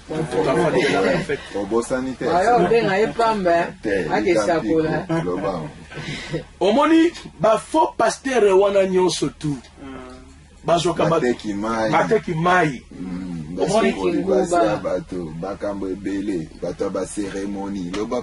joka batu pona nini parce que faiblesse aux habitudes à Christ. Lorsque tu as dit devant un problème, tu as failli. tokomaka faible. Est-ce que biso moni pour purifier pour na makambo yo. Namona molili. Et c'est ba prière sacerdotale. Namona bitumba. Là namona bitumba. C'est la chiko punga namona bitumba bele. Yé pas azomona là. Na mo Christ pas azanga bitumba te. Siko bitumba ba mona ga pa batubo. Kolo sa bitumba. Nathalie Oboye, il faut tout ça la prière cérémoniale et cérémonielle. Il faut tout somba maman. Parce que ça la mungo a. Wana mbongo a. Ça mon likolo. Bongo ezanga kate. To ça mungo on yatango. Donc on yatango on a mona ouverture. Et puis c'est la clairement que makamuna ego fungwama soki kaka yo osali nini. Otie mbongo awa. Ozomona. Or biso et puis ba prophète wana bazo so batebele na pona nini. Batuko banga liwa. Bazobanga makasi. C'est papa Blaise na moni liwa mongo za makasi zo temelo mikolo be pas aux yeux. Baza intimidation makasi hein. OK, biso de que qui verrait symbole ya parole, il faut accepter la parole, liwa la mort et ça c'est le côté parce que même après cette vie il y a encore une autre vie de la biso. Maintenant tu es na hôtel de parfait. Hôtel de parfait et ça qu'on symboliser pendant que bakimbe alors que na livre déjà na pesi ba détail na déjà nyon surtout on na pesi déjà tabernacle et tout awa zolukaka intérêt maman te kana mongu ba wana à comprendre que ce qui ba yeli ba pratique mongo ba faut na bango ba pesa na tabernacle déjà wa tout tabernacle comme Jésus c'est que ba pratique mais ça peut se répéter ce que ba rituel peut s'appeler se répéter. Alors maintenant l'hôtel de parfait ça qu'on représenter pour na biso papa Blaise que Christ peut écouter nos prières. C'est celle Jésus qui peut exaucer nos prières. Ce n'est plus ensemble. Parce que bateau mi c'est la bougie ba maywana ba mafuta la bangwana ba chapelet tout et tout. Fois la bangwana ba ba Jésus a pas yesuté.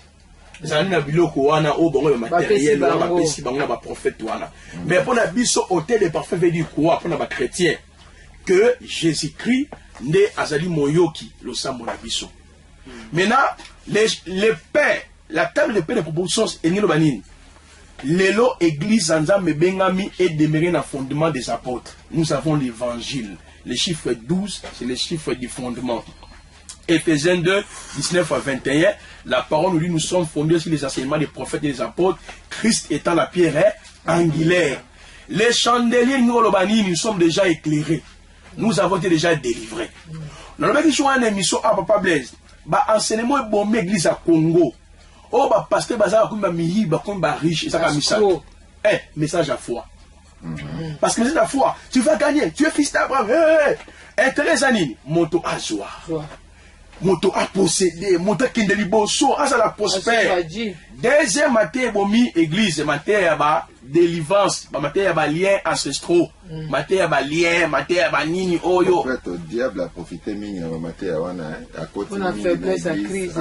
Bato mingi, bah, comme lelo et moi, Nzambe, so azana mpiaka. Piaka. Molimo blocage. Jean Mabela voisin. Donc, piaka, bah, poto, ban Thomas, bah, vivara na ban piaka ya solo. Patience, les Thomas Paul a expliqué en gros.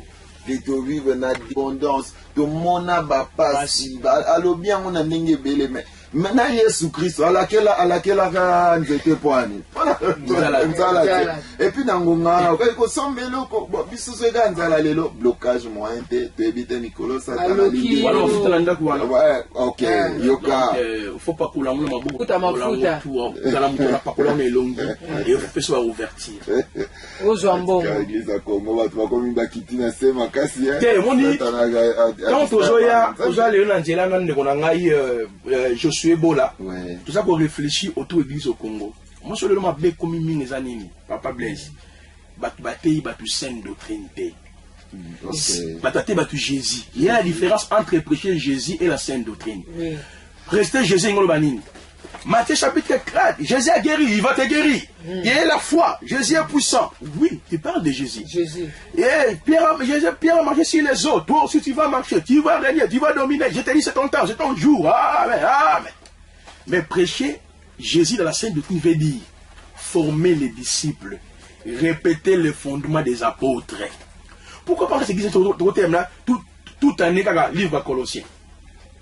Mais il y a des choses incroyables. Pour Yesu avant dans tout.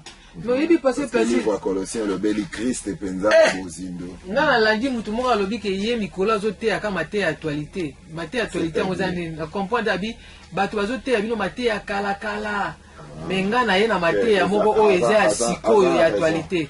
Elingo lo banini. Tu as raison, mate ya siko. Ya actualité. Raison, la kisi ke ya ma boye super parce que mate ya oyo ba destruction des hôtels et que ya kanini. Tu te rends compte que on croit que les liens existent. Parce que les liens veut dire un démon qui gouverne une famille. Oui. Mais les moyens de sauvetage, et ça pour rappeler parce que tu es dans telle famille, non. Présentez-les l'évangile. Mais les démons, moi, je suis en plein ma casse bondingeni. Et ça dit moyen quoi? De la nappe évangélique. Qui moïbi na kati na côté ya. Parce que, moi, mari de lui. À mon mari de nous, ça la rangona. Et ça qu'est-ce et ce qui siki ben kibi. Ceux qui ont bien en après maintenant on va te dire que prenez le roi, on a enveloppe moi chiffre 5, il faut ça la semence moko, il y a 3 jours à prier na katanda na yo. Maman nga batuna que non ça va prier pas bon enseigner là bon bon te on a ya ceux qui ont 3 jours, ça nga enveloppe le ba yo moko librement. Papa Placide, là il a tout la tête. Pardon. Te loba là yo. Là tout la pour faire Placide. Na rappeler les bana nzambe po ebele. Bakosa bango église moko munene. Oui. Na commune ya Kinshasa.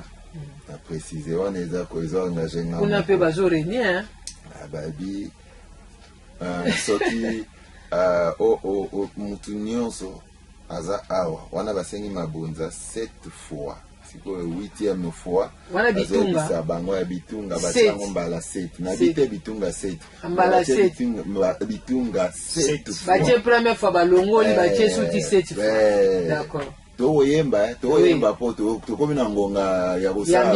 Ngongo to teka évangile. Ah ya lokwa na ba fête bolia kiti. Parce que faut pesa ba cadeau. Cadeau. Ah, na tango ba cadeau à famille. Tango siko komi ya heure ya mabunza. Bitunga mbala liboso ya mibali ya misatu ya mine. 7e bitunga. 8e tango ezo ya balobi. Oyo nyonso aza awa. Soko moni que esprit de mort elanda yo. Oui. Pesa offrande na yo $20, bo pesa ngo po ba esprit de mort et lando li souté. Bino po boku fate. Et batu ba pesa ka. Ezamba la mote. Batu ba mesana ko pesa ba $20 pour la ko bengana. Ya ko me mata $100. Kombo Yesu te, mais $20 et ko bengana esprit de mort. O évangile ni sunga pepe baba. Na d'habiter maman mi ominda gina question. Ngali na kana na la isaba na nzambe ne ba kosa ka bango po ba comprendre. Papa Placide. Question na nga yango. Mwana nzambe tozo bakande bandimi bazawana. Ye moko nanu aza ingra andimira bateya ye Yesu te. Ayebi Yesu te. Siko pasteur moko aye abi face à la nuit de prière et pas na bango. Aye pa na famille mobimba lobi ngai na ye kolongola masumu na kati ndako na bino na ye kolongola mabe na kati na ndako na bino soki nga na bondeli pauvreté ekolongwa chômage ekolongwa ba makamno seza na bandako wana liwa makamno so ya ekolongola ngo po ya ekobondela mais muto ya ekobondela kati na ye azana ye na kondima te. Est-ce que koko sale mena ye pendengo wana ye moko azana foi te parce que toi na likamba foi moyen ya ko escroquer batu pe kolia batu mbongo na lobi yango plusieurs fois ah oui ba mateya oyo bonzo ba soki ona basa butu tout ça la mo prier mo on ma futa ma huile to ya 3 jours to bondela to wendre ndako to wendre yo batu balinga na bongo fait 3 jours na kata ndako wana. Mais je vous dis la vérité oui ya on azolo babo e mama 3e mateya oyo za ko boma siko église nzambe a pas mateya foi a pas mateya et ba mateya ba lien et la mateya prospérité mo de foi joie à gagner. Or, Bible le dit dans 1 Corinthiens chapitre 12 et 15, dans 17, Balobi, si dans cette vie que nous espérons au Seigneur, nous sommes le plus malheureux. Il y a battu surtout Yamoki, Yamoki Or. J'aimerais dire ceci aux enfants de Dieu, que les lots, tout ça déjà dans le chandelier qui est la lumière. Tout ça déjà dans le chandelier qui est là, la lumière. Bible lobi, lumière est une ténèbre, les ténèbres, mais à tous ceux qui l'ont réussi, à ceux qui croient à son nom, Jean chapitre 1, verset 12-14, a commis si bango banana, nanzambe. Pour nabiso arche de l'alliance, et ninkolobanini, ninkolobanete, nzamba purifié abiso. Attends, na sala ba avortement avant na yeba yesu na bo, maka na yara moyibi. Une fois j'accepte Jésus, il oublie tous mes péchés. Quand un prophète te rappelle ça, c'est un faux prophète, c'est un escroc. Dieu ne peut pas te rappeler tes péchés si réellement tu as accepté l'évangile.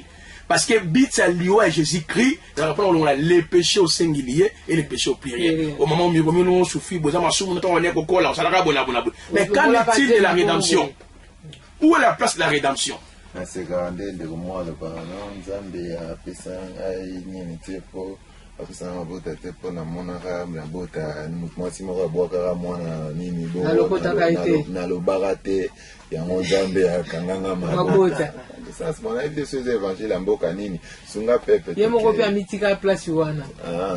Alors, donc pour nous, l'arche de l'alliance, c'est ça que représentait la présence de Dieu aujourd'hui en nous.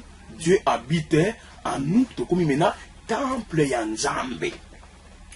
Aujourd'hui, on n'a pas blesse. C'est pour dire aux hommes de Dieu, c'est que comme les tabernacles, aujourd'hui, ça qu'on représentait Jésus, et ça qu'on représentait moi en Nzambe surtout, donc à la lumière, il y a Hébreu 9, on ne peut plus parler des cérémonies, des pratiques, dans le sens il y a guérison, dans le sens il y a miracle, dans le sens il y a protection, dans le sens il y a kozwa libala, dans le sens il y a kozwa mbongo, dans le sens il y a kozwa sécurité. En dehors, il y a Koufa et Jésus Christ. Il faut, on dit, mais l'évangile, Dieu te délivre directement. Mais il est question maintenant de garder la sanctification. Donc, c'est que les liens du culte du sacerdoce et lévitique parlaient que des chrétiens. Dans Exode 40, Papa Blaise, tant que si on a un tabernacle, on a nioué et qui vend dans l'écolo ya tabernacle. Le jour où tabernacle, ils allaient qui dressé. Parce qu'il fallait que, écoute à la Moussala, il y a qu'on réconcilier les peuples, il y a qu'on sanctifier les peuples, il y a qu'on ramener les peuples en Dieu. N'est-ce pas? Mais avant, écoute, il fallait que nioué et kitalikolo yanda kouana. C'est ainsi que Jésus-Christ a eu comme le véritable tabernacle. Dieu parmi nous. Il est venu pour nous sauver de nos péchés. Mais vous allez pour le monde, Jésus ne pouvait pas commencer sa mission sans toutefois que l'Esprit de Dieu ait à vendre Katinaye. Parce que la nuée représentait dans la première alliance le Saint-Esprit, la présence de Dieu. Donc, depuis que Christ est mort, nous pouvons dire que on ne peut plus parler, n'est-ce pas, de pratiques et de cérémonies. Le temple en Zambé, église est grave. Église est une église, assemblée de l'église. Parce que l'église est allée yonanga. Ok, c'est l'église d'Engenini. Église est bimon de l'Obara, mon expression est bien, église est sili. Et le bara, ma bendo est sili. L'église est sili. Il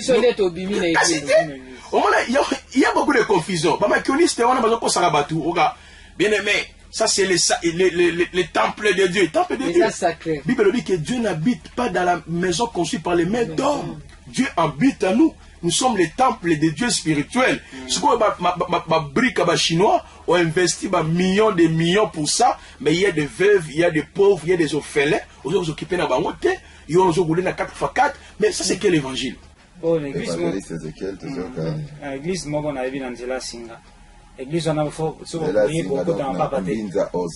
beaucoup de papate. On est pas, on se regarde, nions souliers, au tigre, libanda, les alliés très saints. On a évité. Système ancien testament, sikoyo, tout ça, la nouvelle alliance. Voilà! Yoka. Tout démontré à Nathan Wakala. Nzamba ina kasa tempelo physique. Mais lelo, temple na biso Jésus-Christ. Yami balé biso votre corps est un petit Saint-Esprit. So Paul papa na biso na kasa na gondima. Alobi boina Actes chapitre 17. Nzambe avant na kate na bandaku oyo batu batonga. Na maboko. Na maboko. So yo tongi ba bito tanga su kombona te. Yo tongi na ba brique, otongi botie ba spit na bino biki wala na kwanzambe. Là tu na question. Si on enlève mes salami, donc on brique, on a piqué et qui enlèvement, c'est jouer avec les seigneurs. Tant que le que quand la télé sur apôtre, prophète, docteur, pour perfectionnement des saints, ça dit, église n'est en moi, dans l'église. Non, tu n'en es assemblée de l'église. Lorsqu'on s'est réunis, on appelle ça l'assemblée de l'église. Tu n'as rien à voir avec les choses de Dieu. Même après l'enlèvement, comme on a antichrist, et comme on boit de nuit, et comme on a cigare, mais il y a aussi l'aspect prophétique. Pourquoi seulement vous allez m'encolomboul? Les termes aujourd'hui tout le macamboana pour ne pas trop compliquer ma gamme belle, tout la simplicité à langage. kokota makolongulu na tanga ezalaki selon ndenge nzambe atiaki loi na ye na kati ya sacerdoce lévitique mpona nini faut que quand on dit tabernacle ingo baka seulement esika oyo nzambe avandaki esika oyo atiaki apesaki responsabilité na Aaron na bana na ye basala musala nini ya kotumbaka bambeka po ete moto azonga kati na ye.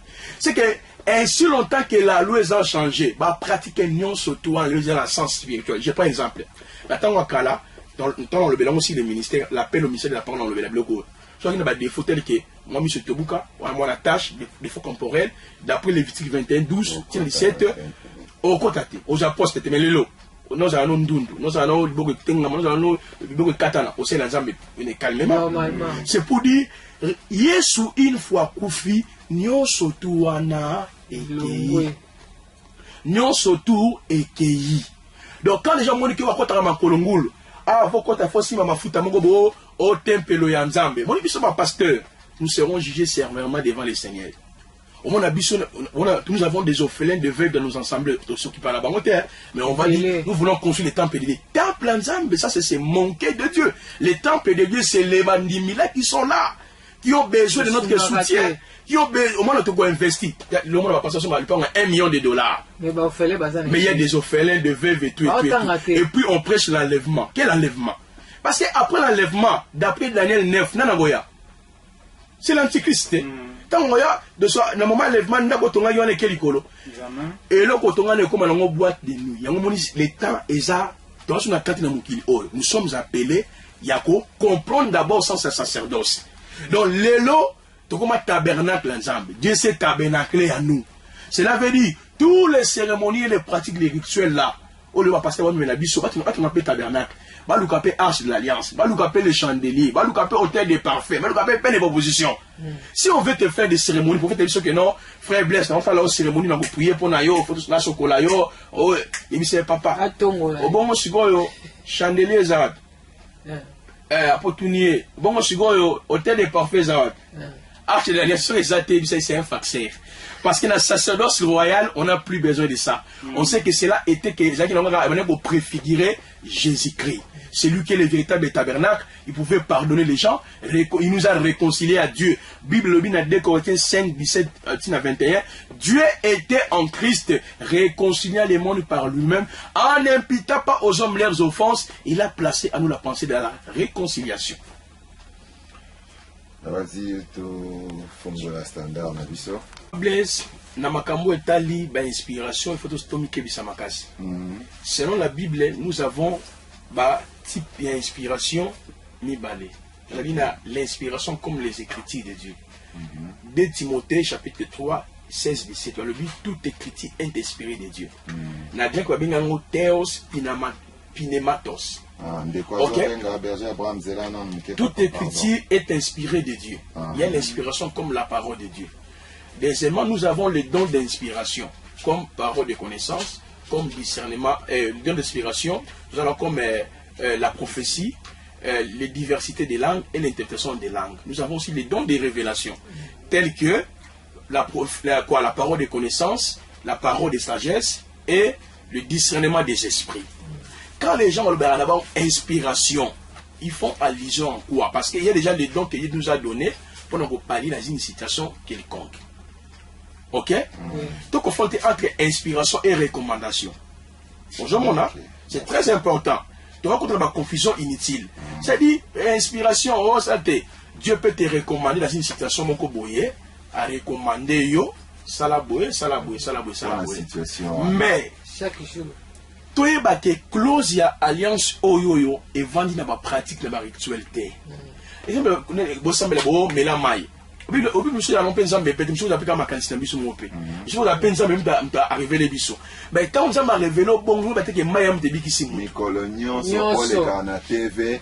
Si on a une TV net, maman, mon retour à la télévision à 14 pouces, et tout là, maman, on a regretté le rapport. Télévision, école, ta camarade. Ils sont pas nés. Simba, mon bango, mais là. Nabi, mais là, maman, on a Simba, maman, écoute, on a TV. Toujours dénoncer. Ba pratique à côté kakabamai, côté que la ba prière, côté que la prière à ba psaume, côté que la prière y a ba bougie, savon. Et puis, tu dénonces ma confusion entre oxon d'huile et huile d'olive, huile d'onction. Tu le dis que non, la voix de l'esprit existe. Dieu peut nous inspirer dans une camoyon pour les amis. Chaque jour. Et l'homme se s'attire à maïna mafuta. Qui pour le barbi, si pesa, sambela pour un stylo ou pesa ye. Asimbi pe stylo pe abiki. Donc, il n'y a jamais recommandation pour la paix, ça pour la citation mon boyer. Ben nous avons déjà des dons d'inspiration, déjà des dons de discernement des esprits. Surtout dans la camouflage difficile, tu peux discerner quel esprit qui opère dans telle personne. Nous avons les dons de la parole de sagesse. Donc il y a direction, il y a orientation. Nous avons la parole de connaissance. On peut recevoir une information par rapport à ça. Tout ça, il va péter. Mais moi, je crois, même en France, j'ai prié pour le baptême. Pendant qu'on priait, j'ai écouté la voix. Dieu m'a donné d'abord des messages d'information. Voilà, on est quelque chose là. Maintenant, c'est bon, mais la main, je vais prier. Et puis tu vas prier, il sera guéri. Nous avons se servir dans la main comme moyen, tout simplement. Il peut aussi les chasser lui-même parce qu'il est souverain. Mais ça pratique, c'est comme chaque jour, maï, mungo, ma fouta, parce que tu es au Toki, vous avez un ouïe d'option, on a un ouïe bateau. Oui, oh yo yo, je me mets pas bon, on a un fond, blocage, n'est aussi là, ma fouta.